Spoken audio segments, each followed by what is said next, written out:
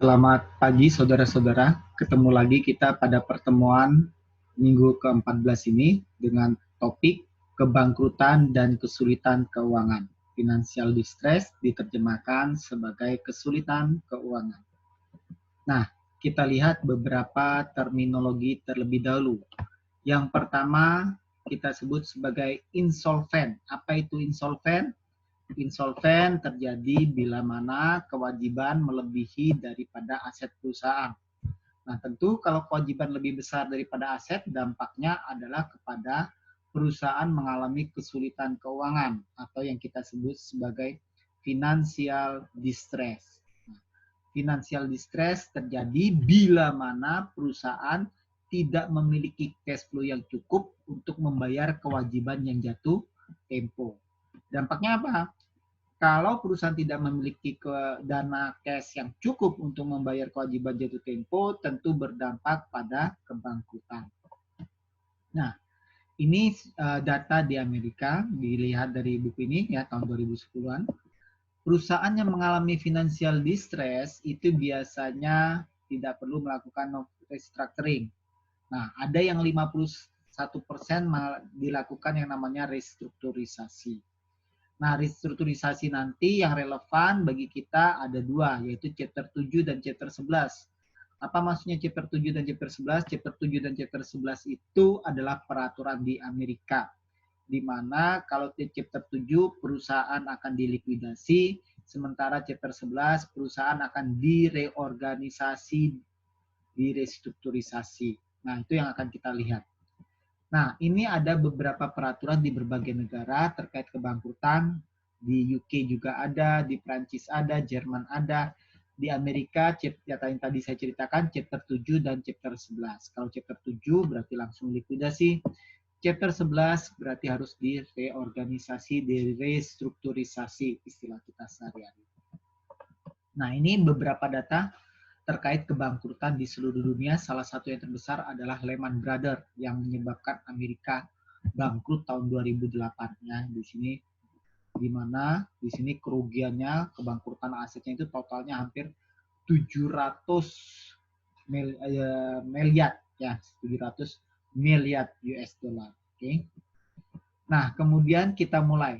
Nah, nanti kita akan melihat aturan-aturan yang relevan dengan Indonesia. Kalau Indonesia kita masuk pada undang-undang kepailitan, kebangkrutan, ya, di mana di dalam undang-undang kebangkrutan itu yang relevan adalah chapter 7 dan chapter 11 kalau undang-undang Amerika. Nah, kita lihat, nah kalau di Indonesia apabila perusahaan mengalami kesulitan, maka yang pertama dilakukan adalah restrukturisasi atau di Amerika kita sebut chapter 11. Nah, chapter 11 ini apa? Perusahaan diminta melakukan penyehatan, ya. Jadi ada yang namanya automatic stay. Automatic stay itu mencegah kreditor itu mempilotkan sendirian. Contoh begini, ada suatu perusahaan, dia memperoleh dana dari kreditornya Bank BCA 100 miliar, Bank Mandiri 100 miliar, Bank BRI 100 miliar. Nah, ketika perusahaan mengalami kesulitan, tidak serta-merta salah satu bank itu boleh langsung mempilotkan. Kenapa? Karena ini ada kerugian. Kalau sampai bank itu dipilot, ada kerugian di salah dua dari bank lainnya tersebut. Sehingga itu yang disebut sebagai automatic stay. Nah, biasanya perusahaan yang direstrukturisasi itu kita masukkan dalam debtor in possession. Debitur dalam position pengawasan ya, mungkin lebih tepatnya di Indonesia, debitur dalam pengawasan. Oke, nah apa itu debtor in possession? Nanti kita lihat sebentar lagi. Nah, ini ada beberapa peraturan di Amerika yang terkait kebangkrutan, namun yang relevan pada Indonesia chapter 7 dan chapter 11. Sebagai contoh, chapter 9 tentu tidak relevan bagi Indonesia, di mana di sini di Amerika municipal, ya municipal itu kota-kota media, pemerintah daerah itu bisa dinyatakan bangkrut. Kalau di Indonesia tidak mungkin. Apabila katakan Pemprov Jatim mengalami kesulitan dana, tentu akan disupport oleh pemerintah pusat. Nah, kita lihat bagaimana kondisi perusahaan sebelum masuk pada yang namanya restrukturisasi dan likuidasi. Nah, biasanya sebelum perusahaan masuk restrukturisasi sudah ada gejala-gejalanya. Gejala-gejalanya apa? Illiquidity. dia bermasalah dengan masalah likuiditas. Apa itu contohnya? Cash-nya tidak mencukupi, cash-nya depleted. Kemudian salah satu pihak pemberi pinjaman mengancam untuk menyatakan default. Artinya sudah mulai ada kesulitan pembayaran kepada salah satu kreditor. Yang kedua, biasanya perusahaan mulai mengalami kesulitan untuk memperpanjang kreditnya, terutama kredit-kredit jangka pendeknya. Kemudian biasanya berikutnya adalah supplier minta COD. Jadi ada barang, ada duit. Jadi COD berarti cash, ya, cash on delivery. Oke. Nah, ini ciri khas dari perusahaan-perusahaan yang bakal mengalami kesulitan keuangan. Nah, dampaknya apa? Ketika perusahaan sudah mengalami likuiditas, maka dia harus direstrukturisasi. Nah, tahap awalnya biasanya dilakukan namanya debtor imposition. Debiturnya, pihak peminjam, itu di dalam pengawasan. Nah, biasanya apa tanggung jawab debtor imposition ini? Orang-orang yang ditunjuk sebagai debtor imposition ini. Nah, dia bertanggung jawab untuk melakukan valuasi. Apakah perusahaan itu lebih baik dilikuidasi atau tetap direstrukturisasi dan kemudian disehatkan. Nah, siapa isi debtor imposition ini? Selain tim manajemen saat ini, juga ada para profesional dari bank, kemudian ada yang namanya pihak investment bank, kemudian ada kantor akuntan publik, dan macam-macam. Mereka duduk bersama. Mereka bertanggung jawab untuk melakukan valuasi apakah perusahaan ini kita likuidasi atau tidak. Terus, nah, misalnya dari hasil diskusi tim tersebut, nah, dilakukan reorganisasi. Reorganisasinya bisa dalam bentuk rekapitalisasi. Rekapitalisasi artinya kembali kapitalisasi permodalan. Jadi permodalannya disusun ulang. Salah satu bentuk rekapitalisasi yang paling lazim pada saat perusahaan mengalami kesulitan adalah debt to equity swap, yaitu utang-utang perusahaan dikonversi menjadi saham, ya. Sehingga ini akan mengurangi beban bayar bunga maupun cicilan pokok. Oke. Nah, kemudian berikutnya adalah kadangkala pada saat proses penyehatan tersebut mungkin ada kreditor yang tidak sabar sehingga dia mengajukan meminta perusahaan dipilotkan. Maka si debitur dan pemegang saham itu bisa saja minta perlindungan ke pengadilan. Nah, nanti pengadilan yang akan memberikan waktu kepada si debitur untuk mungkin diberi waktu untuk melakukan restrukturisasi. Nah, perlindungan kepada pengadilan tersebut disebut sebagai cramdown. Oke. Nah, terus biasanya ketika perusahaan pada saat restrukturisasi, apa yang akan dilakukan? Tentu adanya debt forgiveness. Ya, debt forgiveness mungkin jumlah utangnya, mungkin bunganya ditiadakan, ya. Kemudian mungkin perusahaan bisa yang kedua menunda manfaat pensiun bagi karyawan. Nah, jadi kok ditunda? Ya, karena perusahaan hari ini berbicara tentang dia hidup atau mati. Sementara yang namanya manfaat pensiun karyawan mungkin baru bisa 20 tahun, 30 tahun lagi. Karena lebih sifatnya jangka panjang. Oke. Nah, berikutnya adalah terkait dengan perpajakan. Silakan belajar di mata kuliah perpajakan supaya tidak overlapping. Yang berikutnya adalah semua kewajiban untuk sementara ditunda pembayarannya. Jadi bisa minta penangguhan pembayaran. Kemudian perusahaan dapat menolak semua kontrak-kontrak yang belum diselesaikan. Maksudnya apa? Contohnya begini, perusahaan ini akan membangun, katakanlah Pakuwon membangun 10 lantai atau 20 lantai tower. Nah, perusahaan baru bekerja di lantai 8, kontraktornya. Nah, ini tiba-tiba terjadi krisis ekonomi. Nah, berarti Pakuwon hanya menyetop sampai lantai 8 dan dia berkewajiban membayar semua yang di lantai 1 sampai 8, sementara lantai 9 sampai lantai 20 yang belum ada pembangunan sama sekali untuk sementara bisa dihentikan. Oke. Terus Yang keenam, perusahaan bisa menolak segala permintaan dari serikat buruh. Mungkin serikat buruhnya ingin meningkatkan gaji UMR-nya naik berkali-kali lipat itu, dan bila perusahaan dalam mengalami kesulitan, hal itu bisa ditunda terlebih dahulu. Nah, apa dampaknya ketika perusahaan yang direstrukturisasi itu melakukan keenam hal tersebut? Maka yang terjadi adalah semula EBITDA. Masih ingat EBITDA? Earning before interest, tax, and depreciation and amortisasi. Ini adalah laba bersih tanpa dipengaruhi oleh kebijakan akuntansi yang namanya depresiasi dan amortisasi. Nah, kita lihat kalau keenam hal itu kita lakukan, apa yang terjadi? EBITDA perusahaan yang semula turun, pelan-pelan bisa mulai naik kembali. Kalau EBITDA-nya naik, kita berharap perusahaan bisa mulai recovery. Nah, terus bagaimana misalnya setelah direstrukturisasi, ternyata perusahaan ini tetap dinyatakan tidak bisa sehat. Maka tentu saja perusahaan ini harus dilikuidasi. Nah, likuidasinya ada dua metode. Yang pertama adalah out of court settlement. Out of court settlement itu penyelesaian di luar pengadilan. Kalau di bukumu out of court walkouts, di Indonesia biasa disebut out of court settlement. Penyelesaian di luar pengadilan. Kenapa ini yang diprioritaskan? Karena kalau melalui pengadilan nanti ada biaya lawyer, ada biaya pengadilan, dan macam-macam, dan itu butuh waktu yang lama. Nah, lebih baik secara damai-damai para kreditor ketemu sama debitur, nah nanti menyelesaikan bagaimana perusahaan dilikuidasi, bagaimana pembagiannya.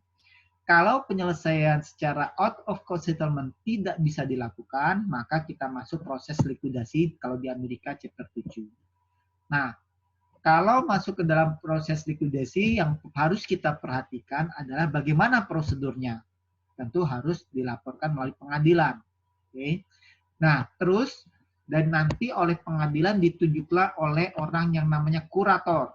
Nah, kurator ini adalah pihak yang akan mendata seluruh aset perusahaan, kemudian menjualnya dalam tempo yang telah ditetapkan oleh pengadilan, kemudian membagikan hasil-hasil penjualan tersebut berdasarkan urutan prioritas. Nah, ini urutan prioritas di bukumu adalah urutan prioritas di Amerika. Kalau di Indonesia yang pertama bagaimana? Yang pertama sama seperti di Amerika, harus dipergunakan untuk membayar terlebih dahulu orang-orang yang memproses kebangkrutan tersebut. Contohnya apa?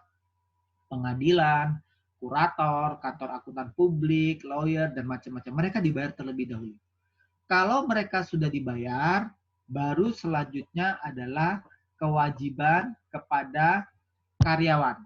Kewajiban pada karyawan, silakan dibayar. Kemudian berikutnya unsecured customer deposit. Deposit dari pelanggan yang disimpan di perusahaan, itu dicairkan dulu. Dalam kasus Batavia Air yang sudah dilikuidasi, ternyata kalau Anda mau menjual tiket pesawat itu harus menyetorkan deposit ke perusahaan maskapai. Nah, semakin besar tentu semakin besar pula proporsi saudara untuk mendapatkan jatah penerbangan tersebut. Nah, ketika Batavia Air itu dilikuidasi, ternyata sampai unsecured customer deposit uangnya sudah tidak cukup. Berarti yang bawa-bawa tentu tidak terbayar. Berikutnya kewajiban pajak. Berikutnya kreditor. Kreditor yang mana? Yang secure kreditor terlebih dahulu. Nah, berikutnya yang terakhir adalah pemegang saham. Biasanya sudah tidak sampai pemegang saham, uang sudah habis. Nah, sekarang kita lihat. Ini ada perusahaan. Ya, ada perusahaan namanya Oxford Company.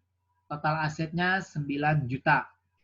Kemudian di sini kita lihat perusahaan ini dilikuidasi. Nah, kemudian dilikuidasi ternyata cuma laku duitnya itu cuma dapat oleh kurator 3,9 juta. Jadi kurator cuma menjual dengan harga 3,9 juta. Nah, tentu urutan prioritas pertama apa tadi? Bayar mereka yang memproses kebangkrutan, 500.000. Kemudian terkait dengan kewajiban pada karyawan. Yang mana ini? Accrued wages, gaji kepada karyawan yang belum terbayar, sama unpaid employee benefit, 100 dan 110. Bayar dulu tuh. 100 dan 110. Terus customer deposit 90. Utang pajak, bayar juga dulu. Masih ada sisa? Masih ada 2,8. 2,8 ini kita bayarkan kepada kreditor. Kreditor yang mana? Yang belum terbayar adalah account payable, notes payable, accrual wages, first mortgage, second mortgage, dan subordinate debenture. Nah, prioritas kita adalah kreditor yang memiliki pinjaman. Dalam kasus di buku saudara ini, first mortgage ini, kreditor yang pertama ini 100% dijamin. Sementara yang second mortgage hanya separuhnya. Maka yang ini dibayar dulu 1,4 plus separuh dari 800 berarti 400.000, maka masih ada sisa 1 juta. 1 juta tersebut baru didistribusikan kepada mereka-mereka yang belum terbayar kreditornya. Mana tadi? Nah, account payable, note payable, kemudian second mortgage yang separuhnya, dan subordinate debenture. Berarti ada 4. Kita pindahkan ke sini. Nah, kita pindahkan ke sini. Nah, unpaid balance second mortgage, prioritas yang pertama, kemudian account payable, notes payable, dan subordinate debenture. Padahal uang yang tersisa 1 juta, yang belum terbayar kreditornya 3.100.000. Maka 1 juta ini akan dibayarkan secara proporsional. Tentu prioritas pertama pada unpaid yang second mortgage, kreditor yang secure, baru kepada bank. Kenapa bank? Bank itu mendapat dana dari masyarakat, jadi bank tidak boleh rugi. Kalau bank rugi, masyarakat juga rugi. Maka sebagian tadi kita bayar kepada unpaid balance second mortgage, nah account payable-nya dibayar, kemudian subordinate debenture-nya tidak dibayar. Debenture itu berarti jaminan yang tidak ada, pinjaman yang tidak ada jaminan, maka bagian debenture diberikan kepada bank. Nah, berarti sisanya bagaimana? Yang lain dinyatakan sebagai kerugian dan bank perusahaan ini resmi ditutup. Nah, apakah kita bisa memprediksi kebangkrutan? Jawabannya bisa, melalui orang yang membuat pertama kali namanya Altman. Altman itu menggunakan yang namanya alat multiple discriminant analysis. Nah, multiple discriminant analysis itu menggunakan financial ratio yang ada di dalam laporan keuangan, nanti akan terbentuk probabilitas berapa perusahaan itu akan mengalami financial distress atau tidak. Nah, seberapa tepat model prediksi ini? Ini sekitar 90% untuk memprediksi kebangkrutan dalam 1 tahun. Kalau dipakai dalam 2 tahun, tentu prediksinya akan turun menjadi 80%. Rumusnya Z sama dengan 1,2 X1. X1 didapat dari net working capital dibagi total aset, X2 return earning bagi total aset, X3 EBIT bagi total aset, X4 market value of equity. Market value of equity didapat dari harga saham dikalikan jumlah saham beredar. Sementara book value of debt ini adalah total utang, baik jangka pendek maupun jangka panjang. Nah, S5-nya sales to total asset. Nah, sekarang kita lihat. Ya, kita lihat di sini ada perusahaan namanya POV Industry. Ini neracanya, kemudian ini laporan laba ruginya. Kita akan memprediksi apakah perusahaan ini akan mengalami kesulitan atau tidak. Apakah mengalami kebangkrutan atau tidak. Nah, kita cek dengan menggunakan rumus Z-score. Nah, Z-score ini kita lihat di sini. Z-score X1-nya kita dapat dari net working capital dibagi total aset. Nah, ini didapat dari current assetnya 4.100.000 dikurangi current liabilities-nya 3.500.000 dibagi total aset sama dengan 0,052 kita masukkan. Kemudian X2-nya didapat dari return earning dibagi total aset. Return earning-nya saudara lihat di sini. Return earning-nya 1.100.000 dibagi total aset 11.600.000. Tadi current asset dengan current liability. Kemudian X3-nya EBIT dibagi total aset. EBIT-nya ada di laporan sini. Laba rugi EBIT 1 juta dibagi total asetnya 11.600.000, ketemu angka 0,086. Masukkan ke X3. X4-nya market value of equity didapat dari harga saham kalikan jumlah saham beredar. Harga sahamnya berapa? Diketahui di soal 3,5. Jumlah saham beredarnya adalah yang common stock 1 juta lembar, berarti kita kalikan 1.000, berarti 3,5 kalikan 1.000 dibagi total debt. Total debt-nya didapat dari 3.500.000 ditambah 5 juta sama dengan 8.500.000. Berarti ketemu angka 0,4118 kita masukkan. X5-nya sales per total aset. Salesnya didapat dari laporan laba rugi 5 juta dibagi total aset 11.600.000 sehingga ketemu angka 0,043. Nah, angka Z ini ketemu di slide sini, ketemu angka 1,157. Nah, berarti kriterianya apa? Kalau nilai Z skornya kurang dari 1,8, maka diprediksi perusahaan akan mengalami financial distress sehingga mengalami kebangkrutan. Sementara kalau 1,8 sampai 2,99 ini dikatakan berada di daerah abu-abu. Bisa mengalami financial distress, bisa tidak. Kalau Z-score-nya di atas 2,99, maka perusahaan diprediksi dalam 1 tahun ke depan masih tetap sehat. Nah, berarti dalam kasus POF Industri ini, dia berada di 1,157. Maka dia diprediksi mengalami financial distress. Oke, berakhirlah perkuliahan hari ini. Selamat pagi.